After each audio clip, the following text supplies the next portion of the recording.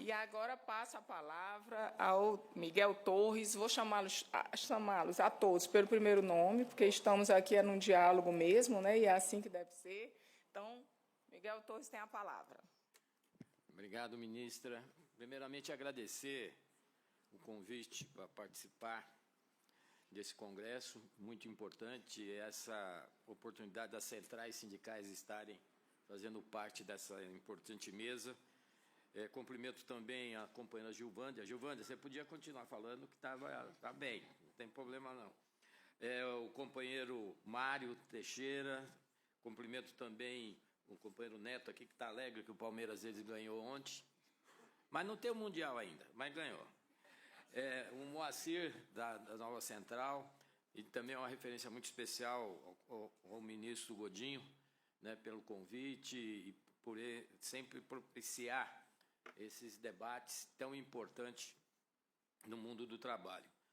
Esse tema, né, que vem, é lógico que a gente está vivendo numa situação,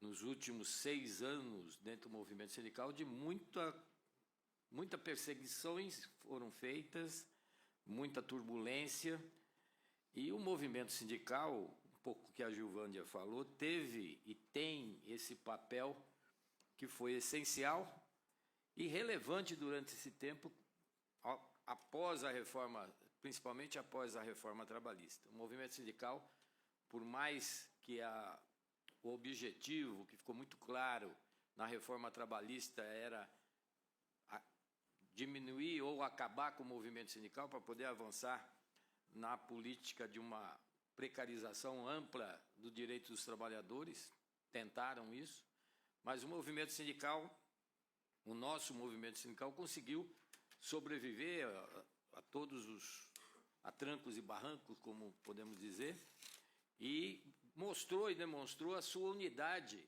nesse período, e isso com certeza foi muito importante e relevante. Passamos pela pandemia, enfrentando a pandemia, como o movimento sindical foi o primeiro a se organizar e enfrentar os desmandos que estavam vendo naquela época. Foi o primeiro a tomar medidas de proteção aos trabalhadores que estavam em risco praticamente de perder os empregos. Era a primeira medida que viria, seria o desemprego. Foi o movimento sindical que trabalhou o auxílio emergencial de R$600. Foi o movimento sindical que conseguiu, com a sua articulação, frear o que estava para ser feito no SUS. Como sabe, em 2019, final de 2019, o que se falava aqui em Brasília era o fatiamento do SUS. E o movimento sindical conseguiu, nessa unidade, enfrentar isso, criar programa de proteção ao emprego, criar o auxílio emergencial, enfrentar essa situação. Então, o movimento sindical não saiu da luta, continuou lutando com todas as suas dificuldades. E sempre, lógico, essa ação que a gente sofre muito, que é contra o financiamento laboral dos sindicatos, né?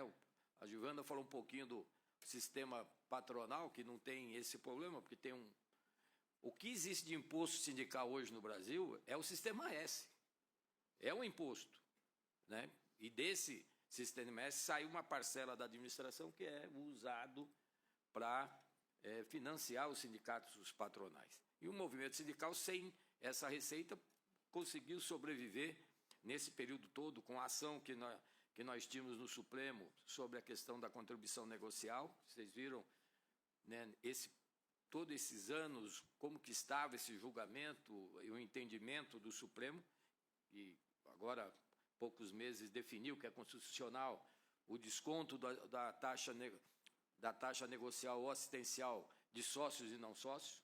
E agora o debate é direito de oposição.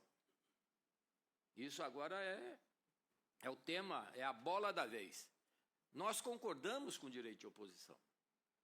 Agora, não dá para concordar com o direito de oposição, que alguns querem. Não dá para concordar com o direito de oposição que certos setores da sociedade, da imprensa, vamos dizer assim, a grande imprensa, querem. É um direito de oposição sem nenhuma maneira que o sindicato possa sobreviver.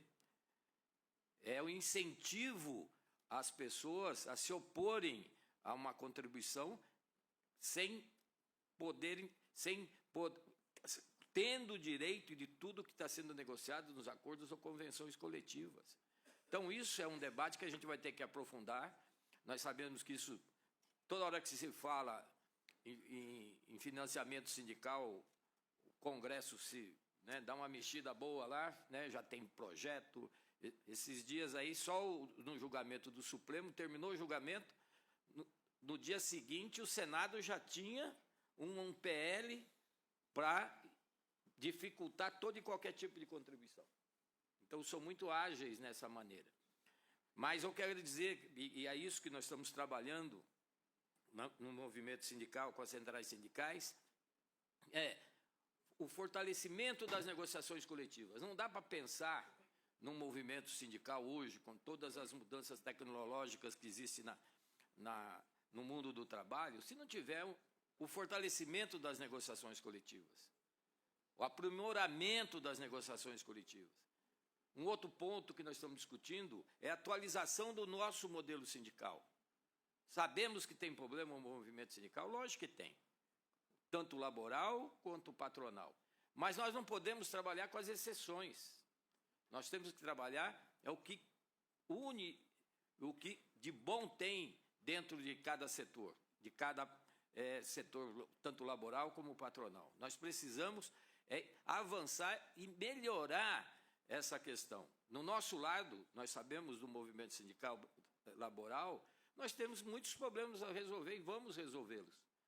Vamos ter, sim, a nossa ideia é ter uma autorregulação e dessa autorregulação criar instrumentos para que a gente melhore e defina o que é a nossa atividade com respeito, com qualidade e com representatividade. É esse o grande debate. Só que isso assusta parte da sociedade. Mas nós estamos enfrentando essa situação. Dá um exemplo aqui para vocês, alguns devem conhecer, outros não. Hoje, no movimento sindical, as direções, mandatos de sindicatos, hoje nós temos mandatos de 3 anos, de 4 anos, de 5 anos, de 6 anos, de 8 anos, de 10 anos, de 12 anos, 14 anos, 16 anos. Isso existe. É ilegal? Não, porque é o estatuto de cada entidade que regulamenta isso. O de 16 anos só pode ser 2 mandatos. Tá? Brincadeira, mas é isso. Os estatutos, e nós temos que achar um caminho nessa autorregulação de ter um estatuto padrão que a gente possa dar essa transparência que a sociedade precisa. A maioria é 4 anos, sim, mas tem essas questões que ocorrem. Um exemplo aqui para vocês, um sindicato no Rio Grande do Sul, nem sei se ele está existindo ainda hoje, provavelmente não, ele, no estatuto, tinha uma cláusula que regia que se o presidente do sindicato for reeleito 2 vezes, ele tem salário vitalício. É errado? Está ilegal? É o estatuto que define. Isso nós temos que corrigir. Então, são coisas que a gente tem e vamos fazer sim, porque não é do nosso lado. Nós temos que fazer isso o mais rapidamente possível. Eleições sindicais são democráticas hoje? Boa parte, sim. Tem parte que não. Então, nós temos que ter regras claras nos estatutos, nessa autorregulação, que defina o que é a transparência eleitoral, a atividade das oposições, como fazer, ter a previsibilidade das eleições, não ser de um momento para outro, fazer as assembleias e definir, mudar o estatuto na véspera, tem tudo isso. Então, nós temos, do nosso lado, nós temos essa condição e essa preocupação da gente estar resolvendo, sim, porque nós sabemos da importância que tem o movimento sindical e não podemos nos pautar por coisas que não é a maioria, são exceções. Então, nós temos que, sim, estar muito antenados e vamos propor isso dentro dessa proposta que nós estamos trabalhando junto com as centrais sindicais. questão da prestação de contas também é outra questão que tem que ser mais transparente, e nós defendemos isso como está dentro desse estatuto padrão e dessa autorregulação, para que nós possamos avançar e fazer que o movimento sindical fique mais transparente e mais próximo da sua base. E essa discussão avança. E a questão do financiamento é clara. Nós defendemos que, para todos os trabalhadores que são atingidos, beneficiados pelos acordos de convenção, tem que pagar o sindicato, tem que pagar com uma taxa negocial ou assistencial, mediante aprovação em assembleia, mediante ampla convocação, transparência na convocação, trabalhar que isso dê essa transparência e que a assembleia defina. E aí, lógico, do outro lado, alguns falam, não, mas a assembleia ela não tem a representatividade necessária para isso. Mas é a mesma assembleia que aprova a pauta e que aprova acordo ou convenção. Aí o patronato não reclama. Ele reclama quando põe a questão do financiamento, que é uma questão que os trabalhadores têm que decidir. Então, esse é um debate que a gente sabe que vai pegar um pouco mais quando entrar no Congresso Nacional, que a ideia nossa é ter essa ação dentro do Congresso, que isso vai ter uma discussão muito ampla, que direito de oposição, como que é feita. Nós defendemos que é coletiva. Nós defendemos que se acordo, se a pauta, se a convenção aprovada é coletivo, também a contribuição tem que ser coletiva. Esse é o direito, não dá para individualizar. E se existe hoje, e a gente sabe que, eu sou dos sindicatos metalúrgicos de São Paulo, nós temos cláusula de assistencial, nós abrimos prazo para as pessoas entregarem a carta de próprio punho, até com TAC que nós temos no MPT. E vocês veem, nós estamos documentando isso, a ação antissindical patronal, o que é feita? Fretamentos de ônibus, de vans, pagamento de Uber, uma coisa absurda para jogar os trabalhadores. E na pesquisa que nós fazemos com eles, tá bom, você sabe por que você está aqui? Eu estou aqui porque me mandaram. Eu estou aqui que o RH falou que era para vir aqui, que eu não precisava nem trabalhar hoje. Era para mim passar aqui e levar essa cartinha lá para ele. Mas você sabe o que está acontecendo? Lógico que muitos a gente consegue até convencer do que ele está fazendo, como ele está sendo usado. Mas, né, o volume é muito grande. Mas, mesmo assim, a gente vê essa ação que ocorre principalmente do setor patronal mais reacionário, que joga contra o movimento sindical. Mas nós temos esperança de mudar isso, né? Eu acho que esse debate ele vem a calhar, né, desse momento, a importância que foi criada, que o presidente Lula fez esse grupo de trabalho para estar discutindo o fortalecimento das negociações coletivas, a atualização do modelo sindical e, com isso, o financiamento.